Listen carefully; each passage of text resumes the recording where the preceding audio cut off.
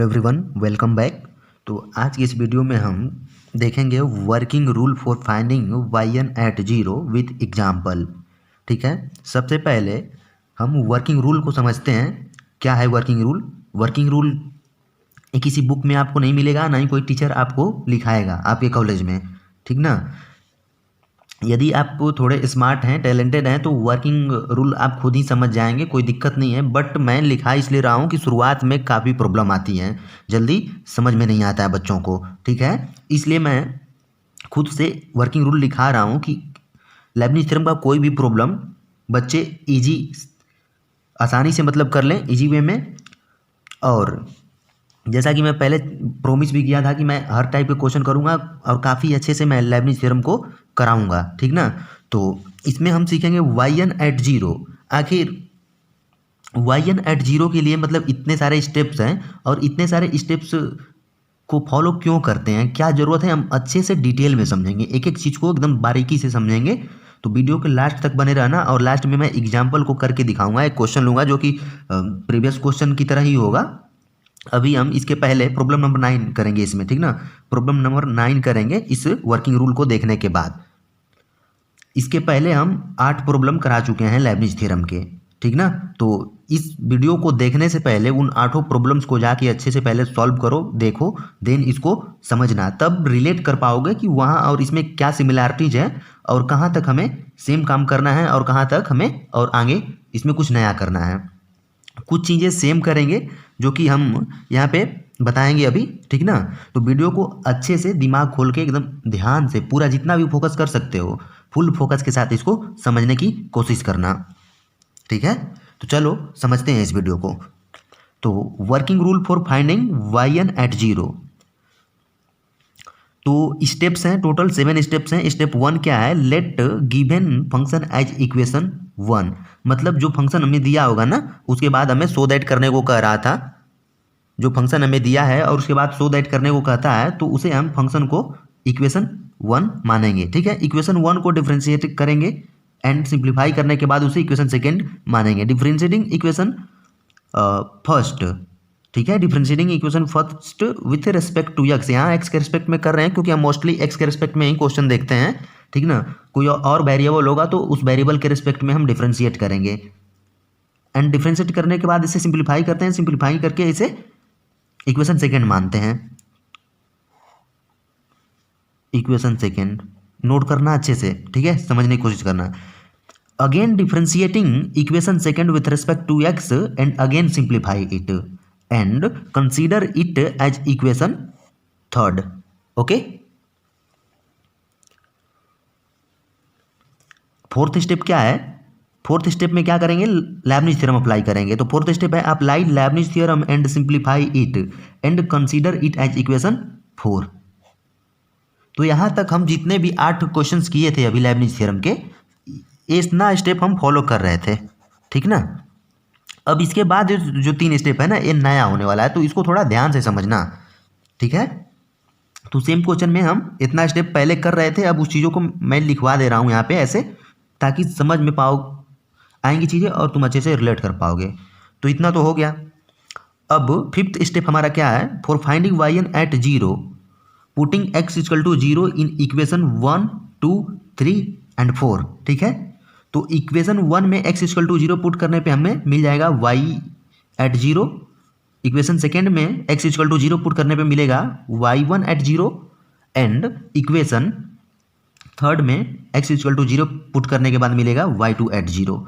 ठीक है, फोर्थ वाला बच गया इक्वेशन। तो फोर्थ इक्वेशन में नाउ पुट, जो सिक्स्थ स्टेप है हमारा, now put equation put x equal to zero in equation 4। ठीक है, in equation 4 and simplify it. After simplification consider it as equation fifth. Equation 5। अब इक्वेशन 5 का role काफ़ी important है, मतलब यहाँ समझना, यही मतलब समझ में नहीं आता है, मतलब एकदम दिमाग में अच्छे से बैठा लेना कैसे क्या करना है। अभी हम जितने भी क्वेश्चन किए थे 4 स्टेप तो हम कर रहे थे। ठीक ना। तो 4 स्टेप के बाद ये 3 स्टेप जो है ना, हमें अच्छे से समझना है y1 एट जीरो के लिए। ठीक है, तो इक्वेशन 5 हो गया। अब इक्वेशन 5 में putting n equal to 1 2 3 4 okay in equation 5 में n की वैल्यू 1 2 3 पुट करते हैं। n की वैल्यू 1 पुट करने पे y3 एट 0 मिलेगा, ठीक है।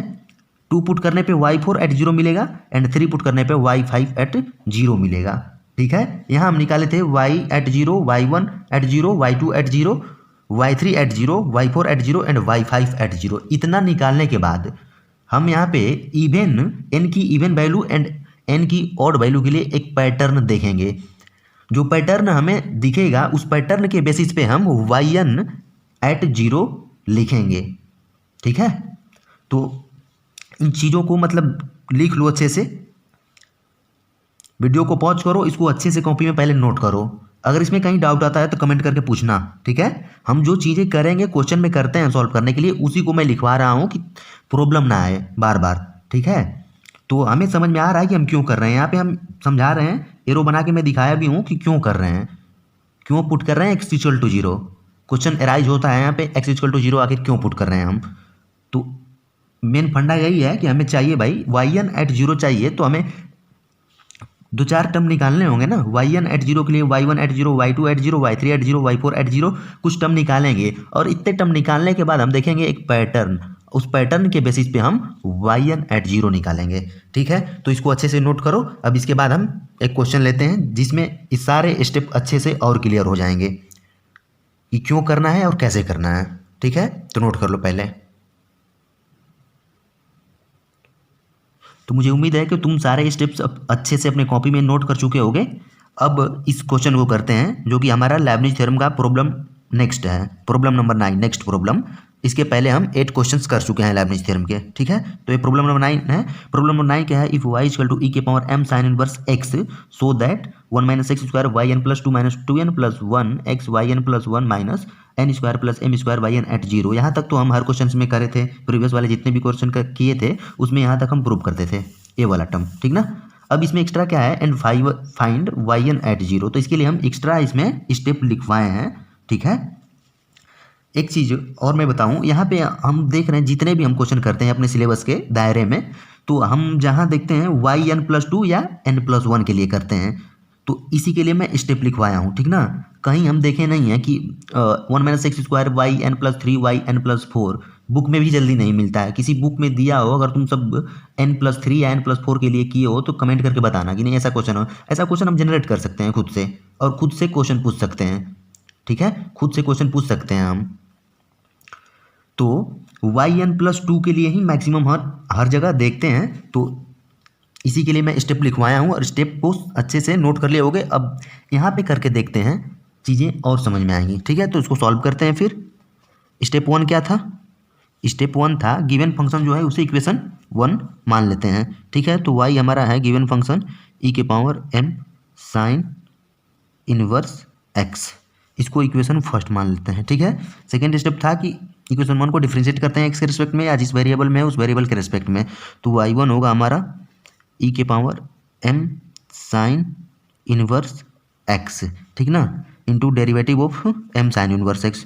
m साइन इनवर्स का डेरिवेटिव हो जाएगा m upon root over 1 minus x square. इसको इक्वेशन सेकेंड मान लेते हैं, थोड़ा सा सिंप्लीफाई करके भी इक्वेशन सेकेंड मान लेते हैं इसको। तो y1 into root over 1 minus x square equal to हो जाएगा m इंटू ई के power m sine inverse x, ठीक है।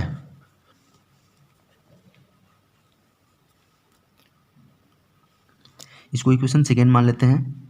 अब यहाँ पे स्क्वायर कर लेते हैं दोनों side, y1 square 1 minus x square.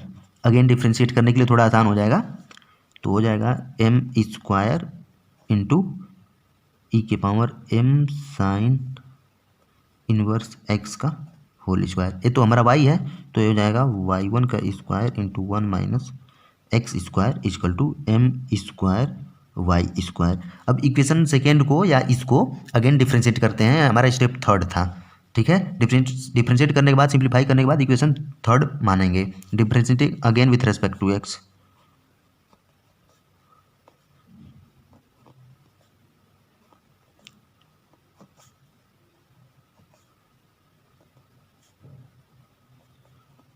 Okay, तो ये हो जाएगा, यहाँ पर प्रोडक्ट रूल लगेगा, y1 का square into 1 minus x square plus, sorry, y1 का square first function into second का डेरिवेटिव हो जाएगा -2x प्लस 1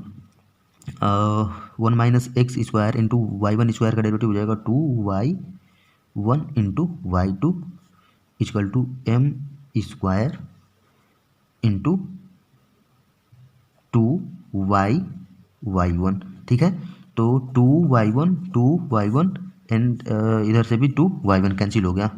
ठीक है, इसे सिंप्लीफाई कर लेते हैं, हो जाएगा 1 - x² y2 minus x y1 minus m square y equal to 0। अब इसको इक्वेशन थर्ड मान लेते हैं, जैसा कि हम स्टेप में लिखवाए हैं। ठीक ना, इक्वेशन थर्ड मान लेते हैं। अब यहाँ पे इक्वेशन थर्ड में लेबनिज थ्योरम अप्लाई करते हैं। लेबनिज थ्योरम अप्लाई करने के बाद, सिंप्लीफाई करने के बाद जो हमारा आएगा उसे इक्वेशन 4 मानेंगे, जहाँ की मतलब ये हमें प्रूव करना है।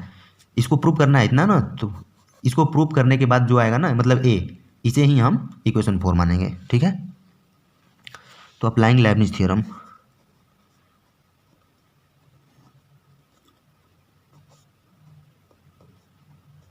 NITZ Lebanese theorem. Lebanese theorem तो अच्छे से आ रहा होगा, क्योंकि हम प्रीवियस में 8 क्वेश्चन कर चुके हैं लेबनिज थ्योरम के, कोई दिक्कत नहीं होना चाहिए। हमने यहाँ पर डायरेक्ट अप्लाई करेंगे। जो लोग फर्स्ट टाइम में वीडियो देख रहे हैं तो इसके प्रीवियस वाला वीडियो जाके देखें। ठीक है, तो हो जाएगा 1 - x² yn प्लस 2, ठीक है, plus n into yn plus 1 into v1 कितना होगा, डेरिवेटिव ऑफ 1 - x² हो जाएगा -2x plus n into n minus 1/2 factorial yn हो जाएगा इंटू डेरिवेटिव ऑफ -2x हो जाएगा -2। ठीक है, यहाँ तक लेबनिज थ्योरम अप्लाई कर लिया। अब इस पर अप्लाई करेंगे, देन इस पर अप्लाई करेंगे। ठीक है, तो हो जाएगा -xyn plus 1 plus n into x का डेरिवेटिव हो जाएगा 1, यहाँ तक हो गया, इक्वल टू और minus m² into derivative of y जो हो जाएगा y1 इज इक्वल टू 0। ठीक है, अब इसको हम सिंप्लीफाई करते हैं, तो ये हो जाएगा 1 - x² yn प्लस 2, 2 फैक्टोरियल से -2 यहाँ से कैंसिल हो जाएगा, -2nx yn plus 1 minus n² yn minus minus plus ny minus x yn plus 1, okay, minus n yn minus m² yn equal to 0। ठीक है, तो n yn कैंसिल हो गया, ये हमारा हो जाएगा 1 - x² yn plus 2 minus 2n plus 1 into x yn plus 1, ठीक ना, माइनस yn कॉमन लेते हैं यहाँ से, तो हो जाएगा n² plus m² yn equal to 0। ठीक है, अब इसको हम इक्वेशन 4 मान लेते हैं, जैसा कि हम स्टेप में डिस्कस कर चुके हैं।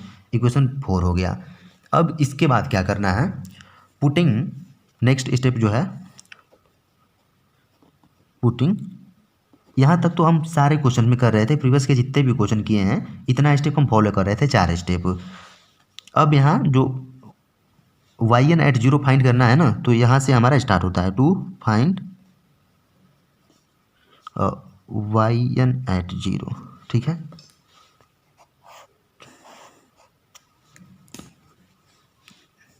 इधर से हमारा स्टेप स्टार्ट होगा, तो पुटिंग x इक्वल टू 0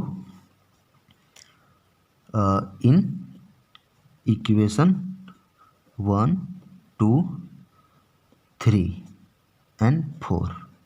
ठीक है, तो x इक्वल टू 0 पुट करते हैं, तो इक्वेशन 1 क्या है, यहाँ पे देखो इक्वेशन 1 है, यहाँ पे x इक्वल टू 0 पुट करेंगे तो क्या, साइन इनवर्स 0 को लिख सकते हैं साइन 0। ठीक है, साइन इनवर्स जीरो को लिख सकते हैं sine inverse sine zero. Sine zero की वैल्यू होती है जीरो, ठीक है। अब इनवर्स ट्रिगोनोमेट्रिक फंक्शन हम 12th में अच्छे से पढ़ चुके हैं, अब यहाँ पे कुछ मत पूछना तुम सब, ठीक ना। तो यहाँ से साइन इनवर्स साइन कैंसिल हो जाएगा और फाइनली हमारा इसकी वैल्यू हो जाएगी जीरो, ठीक है। तो यहाँ से हो जाएगा y इजकल टू ई के power m into zero, that is e के पावर जीरो। ई के पावर जीरो कितना होगा 1, ठीक है।